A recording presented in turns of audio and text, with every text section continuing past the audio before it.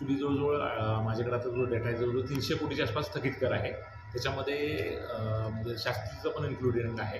किंवा आम्ही हे सुरुवातीला जो हा घेतलेला आहे, म्हणजे एक लोकांमध्ये मेसेज जावा, की वेळोवेळी आपण जर कर जर भरला नाही, तर आमच्याकडे ही सुद्धा पॉवर आहे, की जर समजा जे एखादी प्रॉपर्टी असते ते त्याचा लिलाव करण्याचा अधिकार सुद्धा असतो. हे लोकांना मेसेज देणं आहे. सर्व आम्ही प्रॉपर्टीचे काही याच्यामध्ये लिलाव करणार नाही.